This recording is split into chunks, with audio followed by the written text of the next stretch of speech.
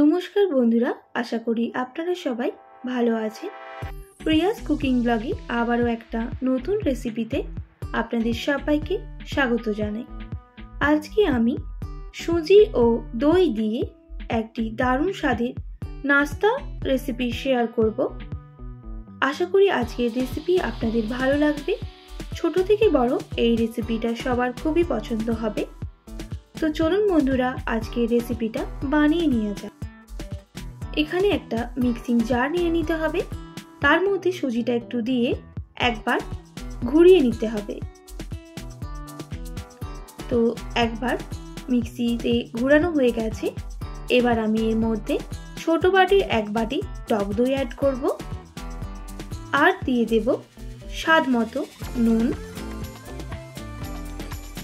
আর দিয়ে দিচ্ছি 2 টেবিল চামচ চিনি। আপনারা যদি চিনিটা না খেতে চান তাহলে অবশ্যই স্কিপ করতে পারেন। সমস্ত উপকরণগুলো ব্লেন্ড করে নিতে হবে। এরপর একটা এখানে পাত্র নিয়ে নিতে হবে, আর যেটা আমি মিক্সিতে ব্লেন্ড করে নিয়েছিলাম সেটা পাত্রের মধ্যে দিয়ে দিতে হবে।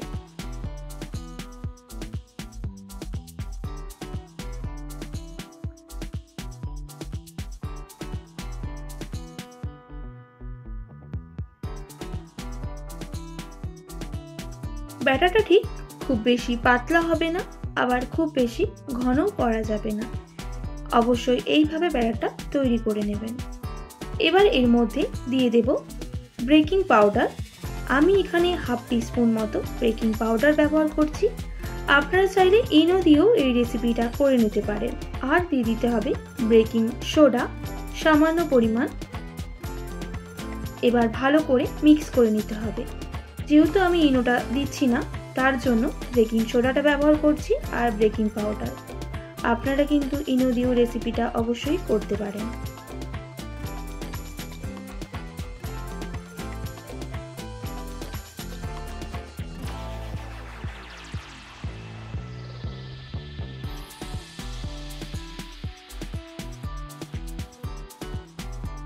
ভালো করে মিক্স হয়ে গেলে এখানে একটা এরকম টাইপের পাত্র নিয়ে নিতে হবে। তার মধ্যে দিয়ে দিতে হবে সাদা তেল। তেলটা ভালো করে মাখিয়ে নিতে হবে। ভালো করে মাখানো তেলটা হয়ে গেলে এর মধ্যে ব্যাটারটা দিয়ে দিতে হবে। দেওয়ার পর এটা স্টিম করে নেব। তার জন্য এখানে একটা কড়াই বসিয়ে দিলাম। কড়াইয়ের মধ্যে একটু জল দিয়ে গ্যাসটা অন করে দেব, আর এইরকম একটা স্ট্যান্ড বসিয়ে পাত্রটা বসিয়ে দিতে হবে। আর ওপর থেকে একটু লঙ্কার গুঁড়ো ছড়িয়ে দেব ঝালের জন্য। আপনারা যদি এটা বাচ্চার জন্য বানান তাহলে লঙ্কার গুঁড়োটা অবশ্যই স্কিপ করবেন। এবার ঢাকনা দিয়ে স্টিম করে নেব 45 মিনিটের মতো।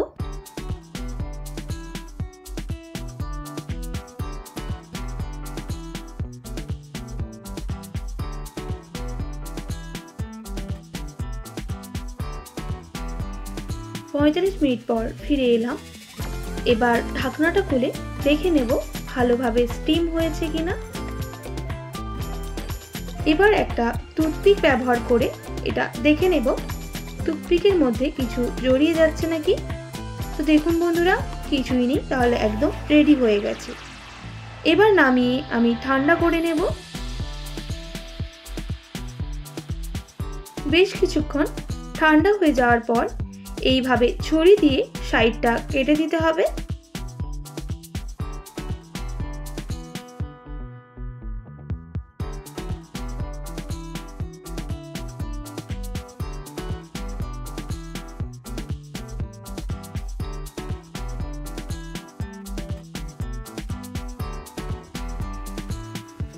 একটা প্লেটের মধ্যে দিয়ে এইভাবে উল্টে নেব। তো দেখুন বন্ধুরা কতটা সুন্দর হয়েছে। এবার একটা ছুরি দিয়ে এটা কেটে নেব।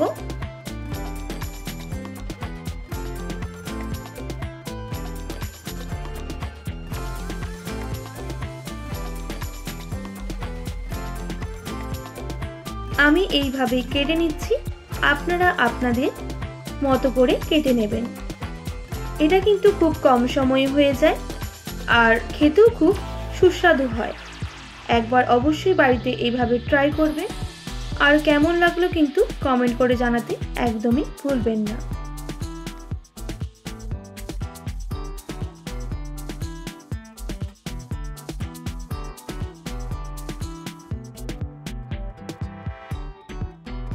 এইভাবেই কিন্তু সবগুলো কাটা হয়ে গেছে।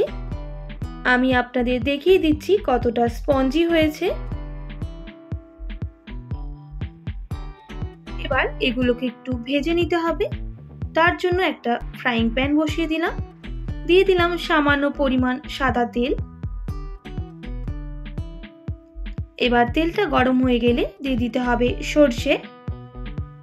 আমি সামান্য পরিমাণ কালো সরষে নিয়েছিলাম। এবার সরষেটা ভালো করে ভাজা হয়ে গেলে দিয়ে দিতে হবে কারি পাতা। এবার কারি পাতাগুলো একটু ভালো করে ভেজে নিতে হবে।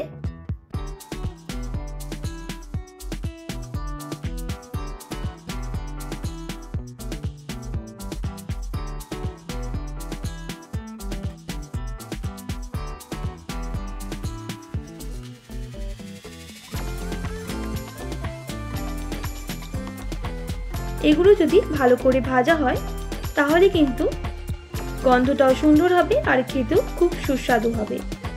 এবার সুজির পিসগুলো এইভাবে দিয়ে দিতে হবে আর উল্টে পাল্টে একটু লাল করে ভেজে নিতে হবে।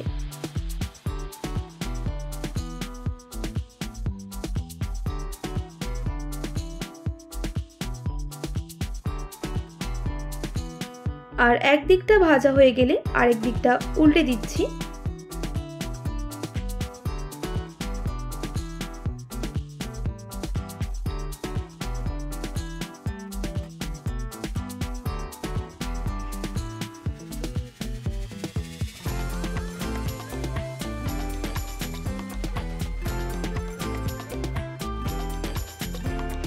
এইভাবে আরেক দিকটাও ভালো করে ভেজে নিতে হবে।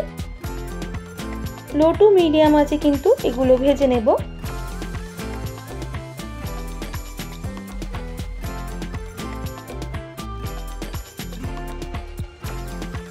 দুদিকটাই কিন্তু একদম ভাজা হয়ে গেছে। এবার নামিয়ে নিতে হবে। একদম রেডি হয়ে গেল আজকের হেলদি ব্রেকফাস্ট বা নাস্তা রেসিপি। একবার অবশ্যই বাড়িতে ট্রাই করবেন। আশা করি আজকের রেসিপিটা আপনাদের ভালো লেগেছে। ভালো লেগে থাকলে অবশ্যই একটি like, comment, share and subscribe করে আমার পাশে থাকার অনুরোধ রইল। পাশে থাকা বেল আইকনটাও প্রেস করে দেবেন, তাহলে নিত্য নতুন রান্নার ভিডিওগুলো আপনাদের কাছে পৌঁছবে। আজকের মতো এতটাই। আবারও নতুন কোনো রেসিপির সঙ্গে দেখা হচ্ছে। আপনারা ভালো থাকবেন, সুস্থ থাকবেন। আর এতক্ষণ আমার সঙ্গে আমার ভিডিওটি দেখার জন্য অনেক অনেক ধন্যবাদ আপনাদের সবাইকে।